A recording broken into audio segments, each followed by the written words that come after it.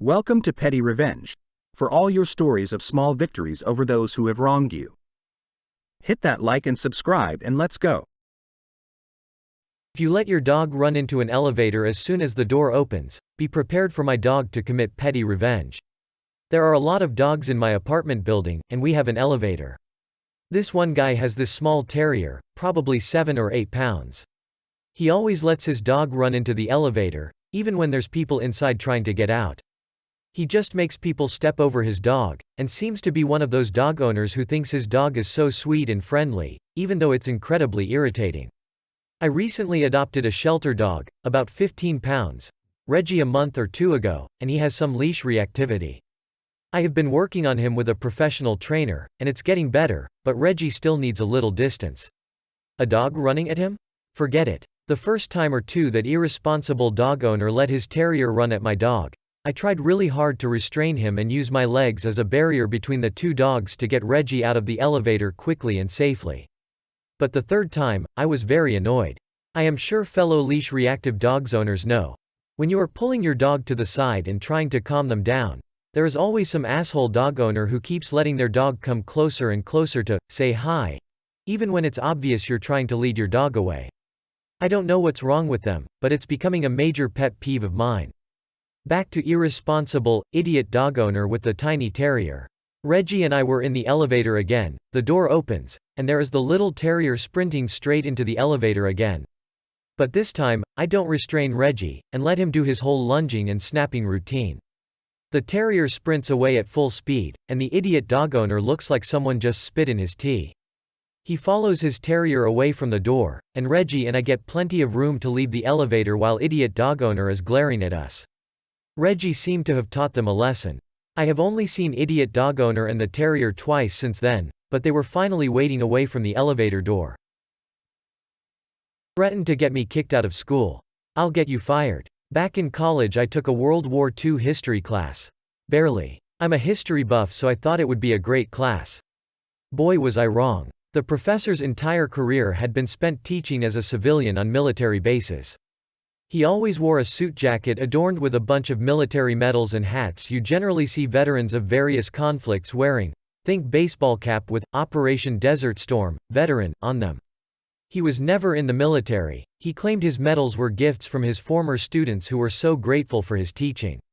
Stolen valor much? I can only imagine they were grateful because they didn't actually have to do anything in class. When he started at the college, first time the old fart had a non-military base job, he structured his class as such. We met twice a week. The first meeting he put up a handwritten slide with topics he would cover that day. He then went on a meandering nonsensical explanation of those topics full of misrepresentations, inaccuracies and conjecture sprinkled with a lot of his own modern political opinions presented as fact. The second meeting of the week we watched a World War II movie. No discussion of the film or the accuracy, or the actual events in the movie. No report to be done. Just like, watch Saving Private Ryan and appreciate it for being a good movie. Our final was to find a World War II movie we didn't already see in class and write a one-page summary of the film. No analysis, mind you, just a description of the movie. As a university-level class, this was a complete joke. The professor didn't like me because I often corrected him in class. Like, no sir, World War II didn't start at Pearl Harbor in December 1941. The war had been raging for years by then. Well, not in America, which is what matters. He also had a tendency, like at least once a class, of making the observation that X person is the new Hitler. Random foreign leaders? All Hitlers. Obama? Hitler. Pelosi? Hitler. He once called David Beckham the new Hitler. Like, where does that even come from? I tended to call him on these statements. He didn't like it. One day professor says that next class he'll be performing a one-man show he wrote about Eisenhower's D-Day decision. He warned us not to be late because one simply doesn't do that in the theater, his classroom. I was the editor of the school paper, and on the way to that class the president of the college stopped me out in the hall to discuss something I'd been trying to get a meeting about. This caused me to be 5 minutes late to class. I was never usually late, but when the head of the school wants to chat, you do it. Professor flipped his Eisenhower hat wearing lid when I walked in late. He screamed about how rude I was to interrupt his performance, and said he was going to fail me and leave. I argued back that that was not fair and he can't fail me for being late to class one time. Especially since there was no such policy stated in the syllabus. Because this idiot didn't even make a syllabus. He said if I didn't leave right then he'd go to the dean of the department and get me kicked out of school. Fine. So I went to the dean. I explained the whole situation, his class structure, presenting opinion as fact, racist descriptions of the Japanese, everything. The dean was particularly shocked that we watched a movie every week. I was obviously not kicked out of school and allowed to return to the next session of class. At least I dodged the bullet of seeing his one-man show. Professors suddenly had other history professors in every class as observers. They tried some coaching, but by the end of the semester the guy was fired for utter incompetence. He claimed it was a free speech in the classroom issue, and somehow he even got interviewed for a segment on Fox News. He tried to take the school to court, where his ass got shut down hard. My neighbor has a problem with me slamming my door. I've lived in this apartment for just over a year and I've interacted with my neighbor 3 times. Each time it is for him to complain at me that I'm slamming the doors and making the walls shake, and it's really disturbing. In the first interaction, I apologized profusely, said I had no idea, said, "Oh, you should have left me a note or something, I don't want to be inconsiderate," said I'd be more careful, and asked if there were any other issues. He basically kept repeating, "Yeah, it just shakes the whole wall and it's really disturbing." I was horrified that I'd committed the heinous sin of bothering somebody. I'm a recovering doormat, and also really confused because I don't slam doors? Ever? I didn't even realize he was talking about the front door at first, and my first thought was, what is he talking about? All the interior doors are propped open because cat.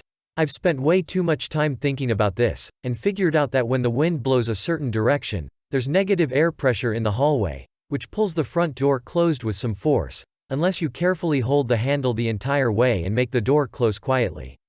The neighbor's apartment is a mirror image, so his door opens the other way and he may not realize this. It also seems to be more of a problem when I have my balcony door open. I have legitimately tried to train myself to never let the front door swing closed. You should see me on my hands and knees, dragging groceries in and sliding them across the kitchen floor, because I don't want to walk in with both hands full and let the front door slam swing behind me. But basic human, doing your best, only goes so far, and there have been 2 more times that I forgot and he came out to complain at me. After the second interaction, I was really bothered that he still seemed to think I was slamming the door deliberately, and I left a note on his door, apologizing again, explaining about the wind thing, and reiterating that I would do my best and it wasn't intentional. The third interaction went like this. I forgot my keys, ran back inside to get them off the counter, and allowed the door to slam shut behind me. He came out as I was locking my door. Him. You're doing it again. Me. I'm sorry, I'm doing my best. Him. It's incredibly disturbing. It makes the whole wall shake. Me. I'm doing my best. What more do you want me to do? Him. Stop slamming the door. He went back inside and I yelled after him, you know it's not on purpose, right? You know it's the wind? I am a little oversensitive to people telling me that my best isn't good enough. My neighbor does not appreciate my efforts, so I will no longer be making any. As of yesterday, I've started letting the door swing itself closed every single time. I may even be opening my balcony door ahead of time. And I think the dog needs a few extra walks today. And whoops, looks like I forgot something from my car. He is already upset. He's made a noise complaint to the office, but I let them know about the situation before beginning my petty revenge. As far as I can see, I'm perfectly within my rights to allow my front door to swing closed, you know, like everybody else does. And that's what I'll be doing until he apologizes for being an ungrateful, perfectionist jerk. Or until I move out in February. And on that note, it's time to talk the dog out.